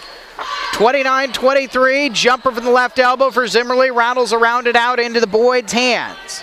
29-23 for LeGrand. 5 minutes left in the third quarter. Powell gets away with a walk in the lane. The floater's off the back iron, rebound tipped around and out of bounds. Touched by Johannan, but he was out of play. Floor is in for Cadutes. And so Chance will play at a shooting guard position. Nayland will run the point as the Bulldogs trail by 6. 4:48 left in the third quarter. Zimmerly on the left wing, bounces it inside to Crafton. Faces up, one dribble into the paint, dumps it off to Gamble on the right, blocking an easy lay-in. Great pass by Keegan Crafton for the assist, and Hermiston is down by 4. 4.5 minutes left in the third quarter. Boyd working to the near sideline around a pick. Dahl out to the left wing. Powell going to work. Up top for Johannan. To cutting Dahl. Loses the handle. Back up to Boyd. Boyd shuffles to the right. Flips to the right wing. Johannan up top for Dahl. Dahl will drive left. Spin around to his right. Into the paint. Knocked by Flores. Back to Dahl. Up top for Boyd. Into reset for the Tigers. Right corner for Johannan at the halfway point of the third period. Tigers up 29-25. Back and forth third period after Hermiston won the second quarter 17-11. To get back in this thing, and at one point they trailed by 9. Dahl on the right wing outside the 3-point arc. Out to the left wing. Boyd wanted it, got the triple up off the back iron into the hands of Flores for Hermiston. Bulldogs trailing 29-25 with 3:39 left in the third quarter. Flores just barely kept his pivot foot down as he bounces it across Zimmerly. Right elbow, hands off to Flores. Gamble up top has a bounce off his chest, dribbles and kicks to Zimmerly outright. Zimmerly works into the paint, finds some space, runs right over the top of the defender. They'll wave off the basket as Dahl was essentially waiting on the left block for Dillon after he'd got the shot up, after he'd gone past the hoop, and he ran into Dahl, who will be in LeGrand's spring play of, I don't know, something. Promises. That's a real play. Yeah. I actually saw it over the holiday. 3:18 left in the third quarter. 29-25. LeGrand in front. The foul on Dillon, by the way, was his and the team's first here in the second half. Boyd has it out on the left wing. Bounces to Dahl. At the free throw line, turn it around. Peasley, the freshman, drives to his right. Floater off the glass as he comes down to the right baseline. And Andrew Peasley has his first points of the game. He is one of those guys that they are looking for big things as he continues to mature. Cole Smith out to Zimmerly, a head fake and drives to the left elbow, has it batted away by Peasley. Zimmerly gets it back, works into the paint, floaters off the front of the iron, tipped around, and Smith goes tumbling down, out to the baseline, jumper knocked down by Flores. He was open and Chance has his first points of the game. Hermiston down by 4, 31-27, with 2:24 left in the third quarter. Peasley, a left wing three, way too hard. Crafton's got the rebound, and Keegan will bring it up to half court himself. Now give to Flores, near sideline for Nayland. Nayland flips underhand to Zimmerly, back to Nayland, left corner. Got his defender there, wide open to the hoop, and he lays it in. Austin Nayland with a good head fake, Defender made the cardinal sin of leaving the ground, and Nalen was able to get around him easily. 2 minutes left in the third. 31-29, 2-point lead, making a 5-point lead. Johannan out on the left wing hits his 4th three-pointer of the game. 34-29 with 1:45 left in the third period. Crafton floats it under the hoop. Cole Smith in traffic lays it in +1. Another nice pass by Keegan Crafton. Cole Smith gets the finish for Hermiston on the foul by Derek Johannan, his first, and the first foul on LeGrand. So a chance for Cole Smith to complete a three-point play the old-fashioned way. Johannan and Boyd will come out as Andrew Kavan will come into the game. He's out there with Peasley, Powell. Zach Jacobs is the other who just came in, and Dahl. Smith can't make the foul shot, and Dahl secures. Hermiston down by 3 with 93 seconds left in the third quarter. Up top, flips to Peasley on the right wing. He was way too long on a three-point try last time down. Powell outside the perimeter, up top for Jacobs. Jacobs guarded by Flores. It's a man-to-man defense for Hermiston. Peasley out on the left wing. Outside the three-point arc, Peasley gives to Dahl at the top of the key. This is a more patient possession for LeGrand than they've had for the last few minutes. 1:05 left in the third quarter. They lead 34-31. Peasley, the freshman, going to work, hesitates, dumps it down under the hoop, but it's off of the hands of Kavan. Hermiston the other direction. Zimmerly has it in traffic, dribbles out around Peasley, and a blocking foul on the freshman, who picks up his third. Didn't play much in the first half because of 2 quick fouls when he came off the bench into the game for Mark Carollo. And now the fourth-year head coach for LeGrand has to decide what he wants to do with his freshman. No action on the bench right now as Carollo's looking away from his assistants and players. Down to the end of the floor, Hermiston's attacking right to left here in the home white uniforms with 50 seconds left in the third quarter. Trailing 34-31. Chase Cadutz back into the game, has it foul line. Flips out to Flores right wing. He's going against Peasley right now. Hesitates, crosses over, back to Nalen. Nalen checked up top by Jacobs. Right wing for Flores. The sophomore up top to Cole Smith. Swings it around left side to Cadutz. Around a pick. Cole Smith trying to post up inside. Neal has it inside. Up to Flores. Back to Nalen, 20 seconds left. Hermiston's going to end up last shot here, trailing by 3. Third quarter action, Hermiston looking for their first home win of the season. Cole Smith has it up top. Pass is poked. Nalen's got it. Pass Peasley. Nalen crosses over another defender. Draws a double, kicks to Flores. Flores forces one inside. Down under the basket, a block on a shot attempt by Neal at the buzzer. So it is 34-31 LeGrand as we go into the fourth quarter on AM 1360 KOHU.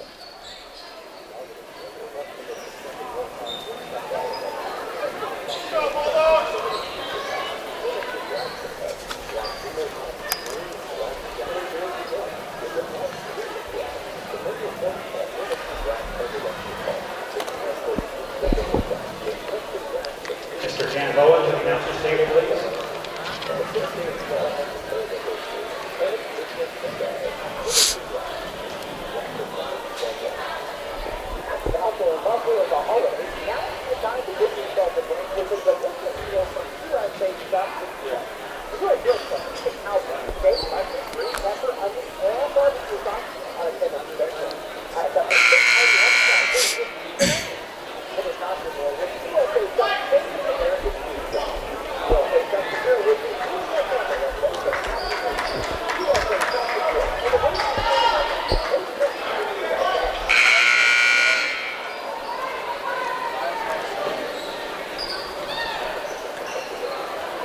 Hermiston will have possession to start the final quarter of play. Eric Olson alongside Sonny Levy on AM 1360 KOHU, your home of Bulldog Athletics for 44 seasons.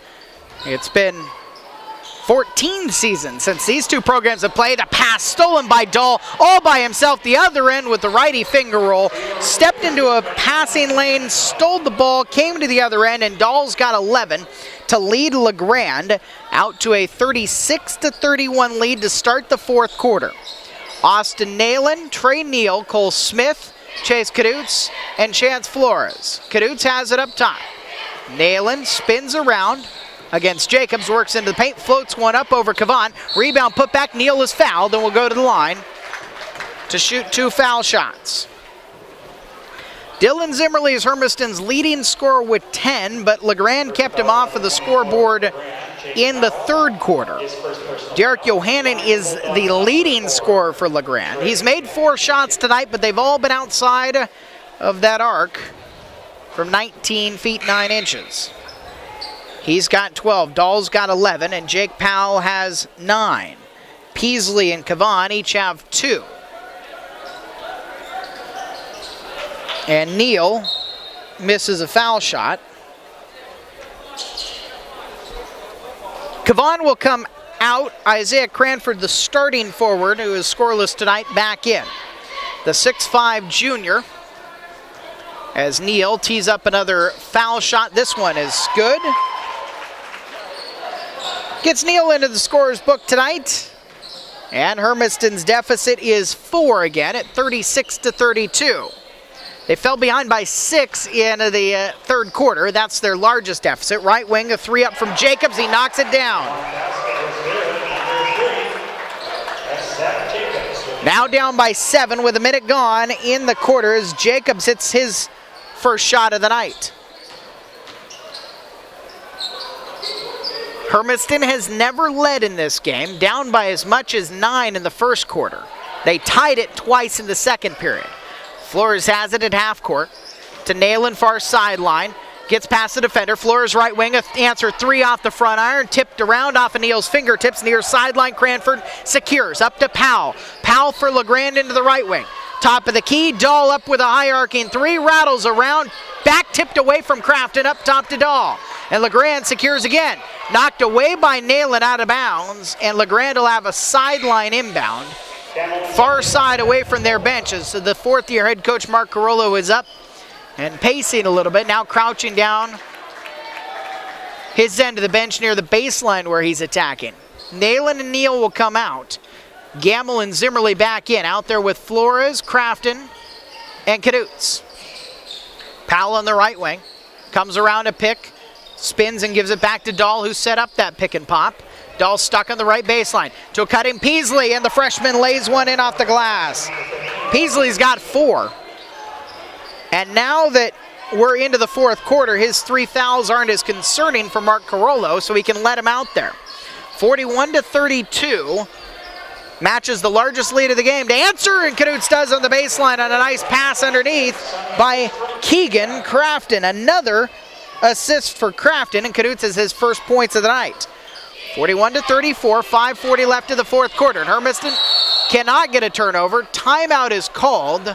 Wisely done by Jake Powell. You almost never see a high school player remember to do that anymore. It is a full with 5:38 left in the fourth quarter, and it is 41-34 for the visiting LeGrand Tigers here at Hermiston tonight on AM 1360 KOHU. If your ticket is blue, it's worth $60. Wow, $60. 315-8379. It's a blue ticket. If you have that number, post it right up there on the video board. You are a winner. Please collect your winnings right outside the door from the band representative in the foyer.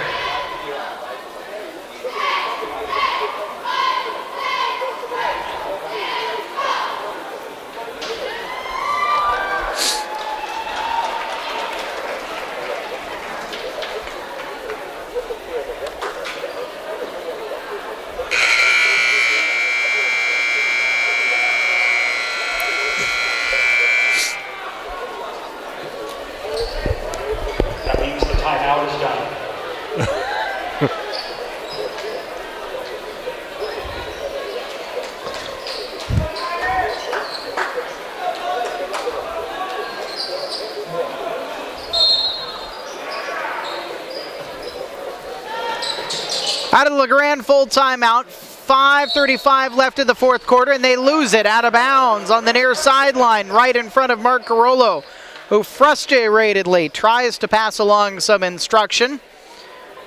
His team still leads 41-34 34.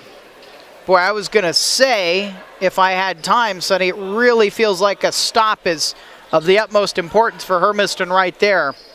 Sure, 5:30 left, and they're down by 7, but Hermiston needs to get back to within 2 possessions. Zimmerly at top of the key to Canute's far sideline. Chase scored for Hermiston last time down. It was his first points of the night. Nice pass, Crafton out to the left corner, a 3-up for Zimmerly, tipped around. Crafton pokes it and out into the right corner. He chases down the rebound. Keegan Crafton, skip pass to the left side. Zimmerly tries another triple and he knocks it down. Timeout for Jake McGilligan with 4:59 left in the fourth quarter as Hermiston and Zimmerly cut the LeGrand lead to 41-37. Nice job that time of passing and patience, you know. Keegan doing a good job of making sure he gets up and down real quick on the rebounds. Fought really hard to get that offensive rebound and found Zimmerly back on the upper left-hand corner of the three-point line there, and Zimmerly just drained it. 30-second timeout for Jake McGilligan. And he has 3 full timeouts remaining. For Mark Carollo, 2 fulls, 2 30s left. 4:59 on the clock in the fourth quarter. LeGrand with the possession, leading 41-37. Tigers into the right corner for Kreutz. Kreutz bounces up top to Johannen. Johannen guarded closely by Canute's. As Hermiston is extended man-to-man pressure. A hand check foul on Canute's. Out on the perimeter. That's one of those emphasis this year type of fouls. By the way, if this thing gets to within 1 possession, it should be noted, both teams are a country mile away from the bonus. That was the second team foul on Hermiston, and LeGrand has 3 fouls against them. Kurt Boyd back into the game, out to the left wing for Powell. Powell up top to Dahl, and Powell again. Powell just 9 points, often their leading scorer, the second team All-State guy a year ago. Floater at the right elbow for Johannen, comes off of the iron. Nayland secures it for Hermiston. Underhand flips to Crafton, running the other end. High into the air, and he's fouled as he can't get the layup to go. Somersaults down under the hoop, but earns himself 2 shots on the Cranford foul. His third, 4th team foul on LeGrand. And Keegan Crafton, who has 4 points tonight, shooting 2.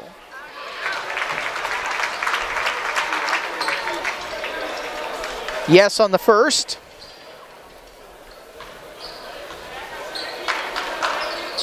And the second.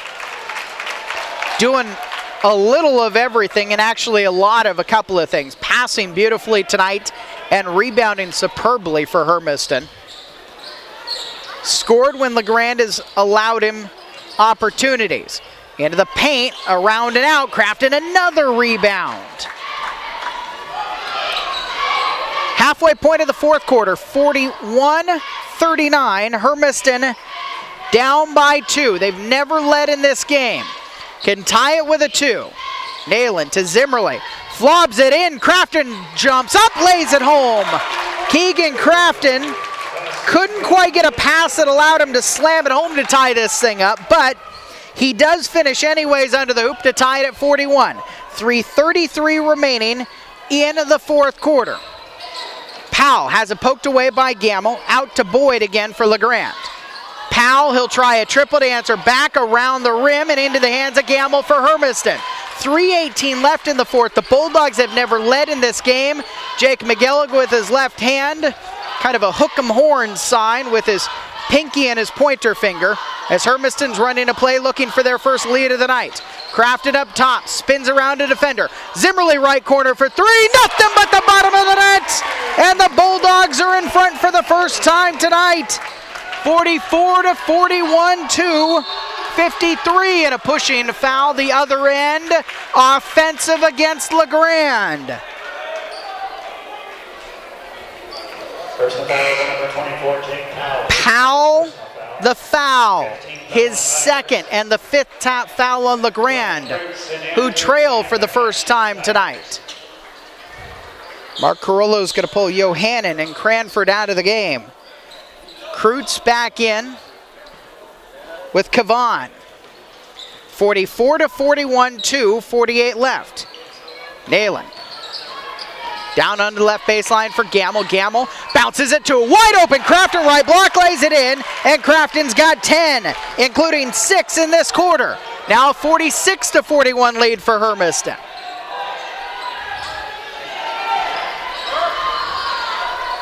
Dahl gets around Nalen, dumps it under to Kavan, blocked from behind by Crafton, picked up by Gamble up to Crafton. Crafton running the other end with the righty hand, lays it in +1. Chance for a 3-point play the old-fashioned way. Keegan Crafton's taken over, and LeGrand has no answers. No, I tell you what, that time a great start by Landon Gamble, getting the rebound, getting it out on the point real quick, and Keegan Crafton running the court. And Landon a rebound off of a Keegan Crafton block.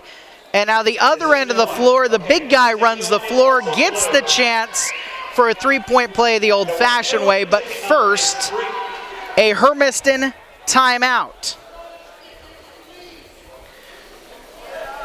Full timeout, and there are 2 fulls remaining. 2:17 left in the 4th quarter. 48-41.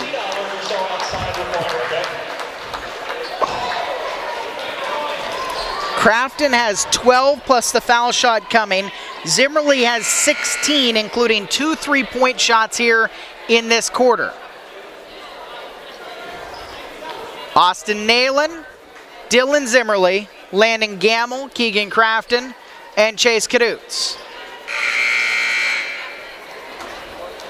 Andrew Peasley is back in. Jake Powell with Blaine Kreutz,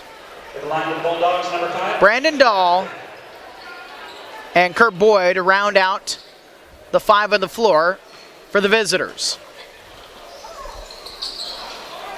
Cannot get the foul shot to go. Gamble tips it out. And it'll be LeGrand's ball as they trail 48-41. 2:15 left in the 4th quarter. Hermiston looking for their first home win of the season against an 8-2 LeGrand team. Peasley out right wing, way too hard on the 3-point shot. Foul on the putback. Powell will go to the line to take a couple. And the freshman Peasley, Mark Carollo's going to have to put the stop sign up on him because he has taken 2 3-point shots in this game, and both have been long by 15 feet. Yeah. I mean, that's an exaggeration, but he has missed 2 where he's shooting from the right wing, and that would have hit the left side of the box on the backboard. The foul against Landon was his 2nd, and the 3rd team foul. At a Tiger team that has only Powell at the foul line tonight, and Powell is 0 for 3. 9 points tonight, scoreless this quarter. Finally gets a foul shot to go, and Hermiston's lead is 6.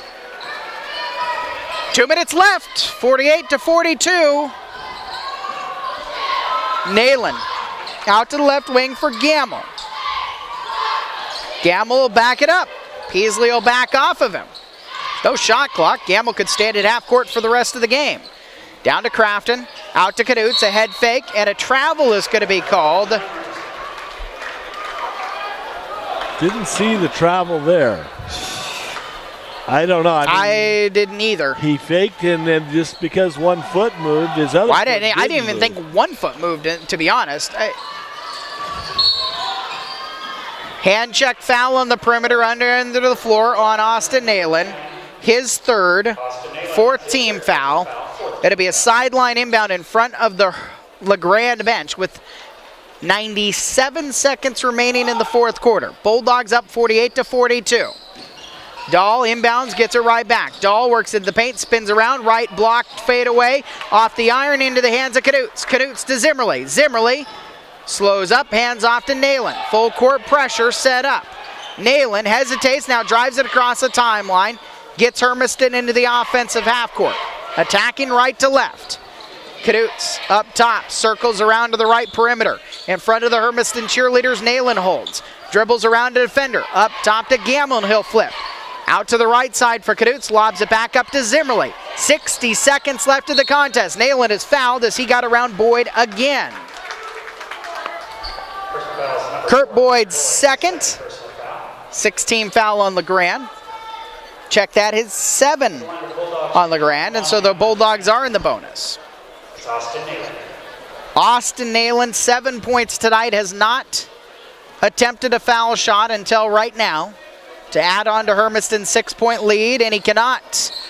Crafton tips around the rebound, but right into Powell's hands. 48-42 Hermiston. Big comeback in this quarter. Powell short on the jumper, rebound all the way out to Powell as Gamble goes tumbling, and then an over and back as Powell gets it in the backcourt. Bodies tumbling all over the place. Powell is throwing himself around, but could not get that open jumper on the right wing to go. 46 seconds left. LeGrand can't wait too long. Double team comes against Zimmerly, and a foul will send Dylan Zimmerly to the line for a 1-and-1 opportunity. Powell's foul, third, 8th team foul on the Tigers.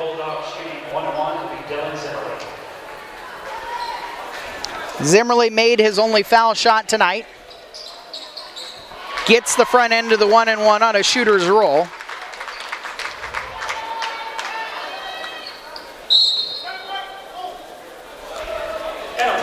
And a full timeout for Jake McElligott.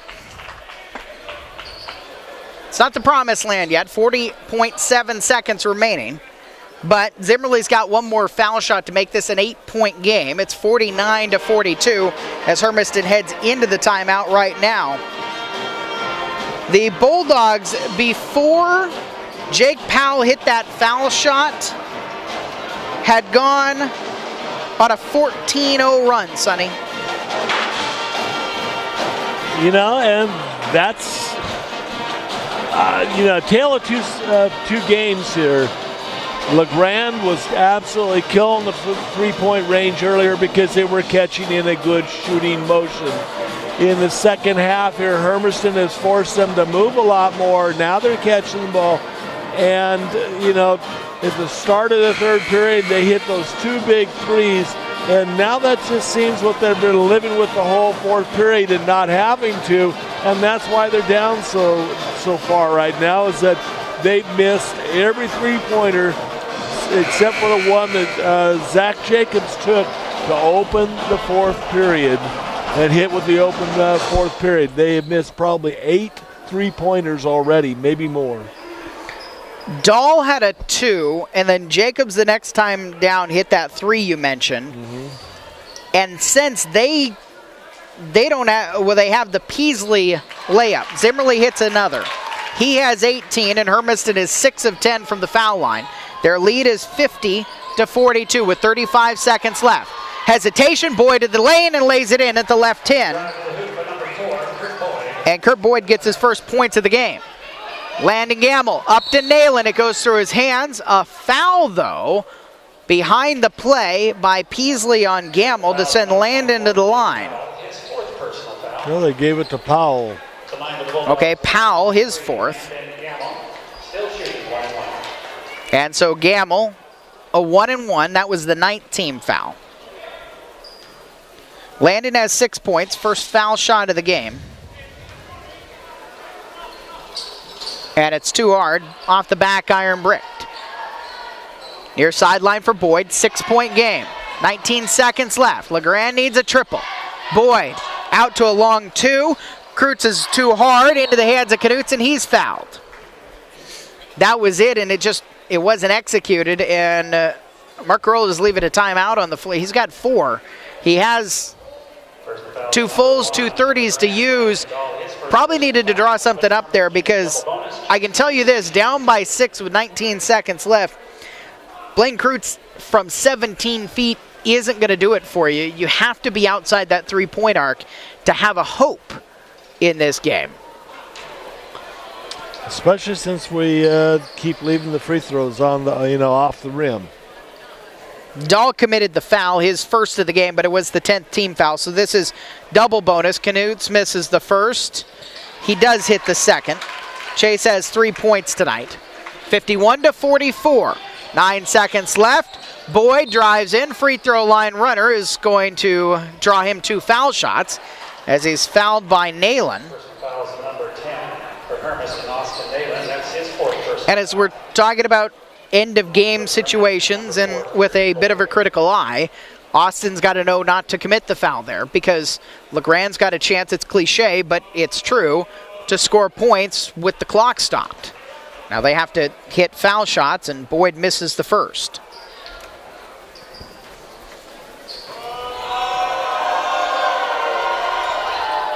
Boyd misses the second. Zimmerly's got the rebound. That'll do it.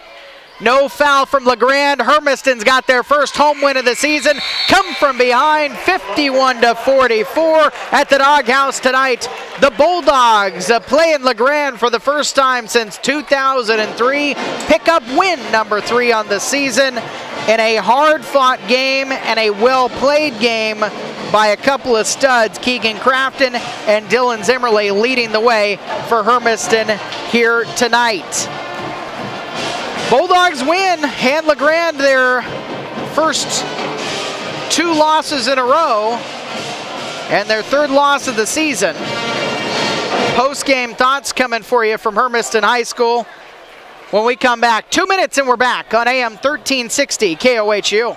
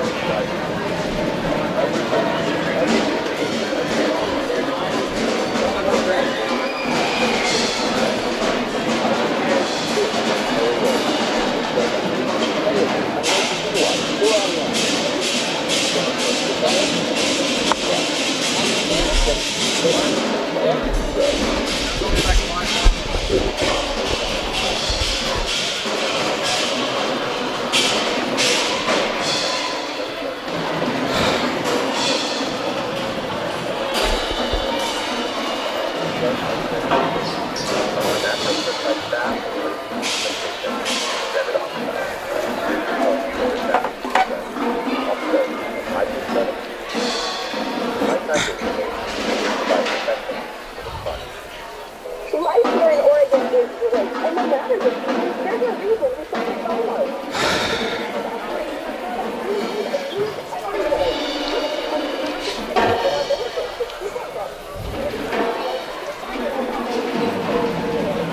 51-44, right? Yeah.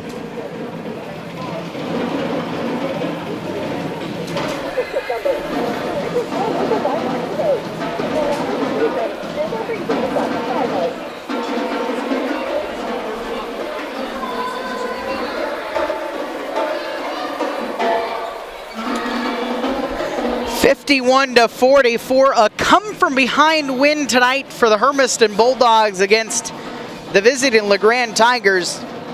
They fell behind 11-2, and early on it looked like offense just wasn't going to find its rhythm tonight, and LeGrand was going to hit shot after shot after shot, which is what they did in the first quarter.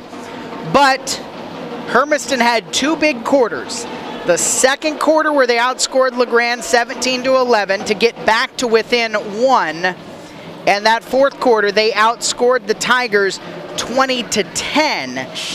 And that fourth quarter, Dylan Zimmerly hits 2 big 3-point shots, but it's Keegan Crafton with 8 points in the quarter, double-double tonight, I believe, with the rebounds. 10. And a block.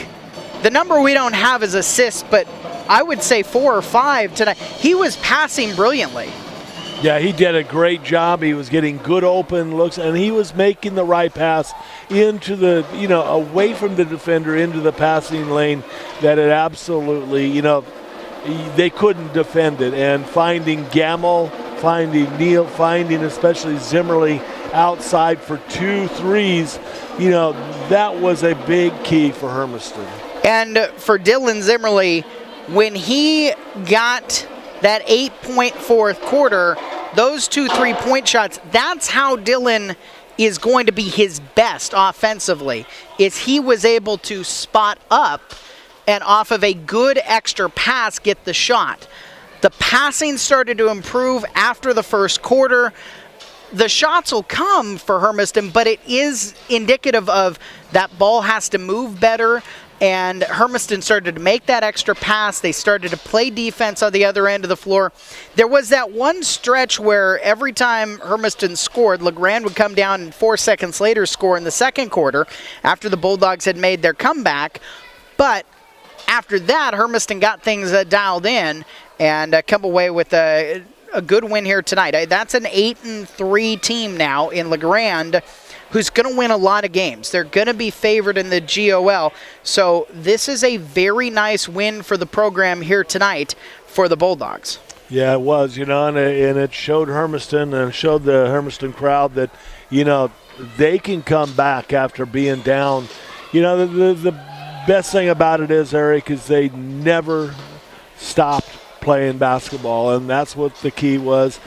They kept playing all game long, and they have to continue to do that all year long now to get into the CRC. It's interesting because it brings you back to the point Jake McGilligan made in the pregame show tonight. He wanted to say that the team tussled from start to finish of this game tonight. And I don't know if you're going to say that's a 32-minute gold star, but it's probably a 26-minute gold star. I mean, there were a couple of defensive lapses, but outside of that, this was an impressive performance here tonight as Hermiston comes away with the 51-44 victory. Some stats from this one coming up as we continue our postgame coverage tonight from Hermiston High School on AM 1360 KOHU.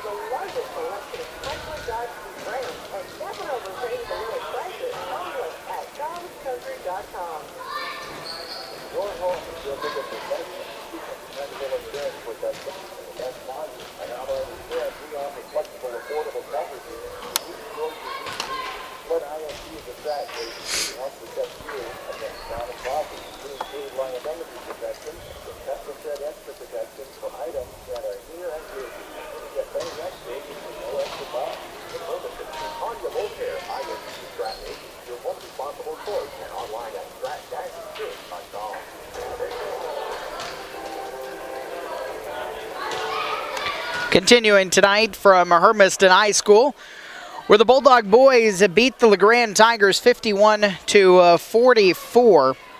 Never led until the end of this game, and the Bulldogs go on a huge run to finish this thing out. In the fourth quarter, Hermiston ends up with a tremendous game from Dylan Zimmerly. And Keegan Crafton, who joins us now, had 12 points, double-double as well. What was the rebound total? 10 total. 10 rebounds. The assist tonight, that was what impressed me first. I want to start there, Keegan. I mean, the passing tonight, everything.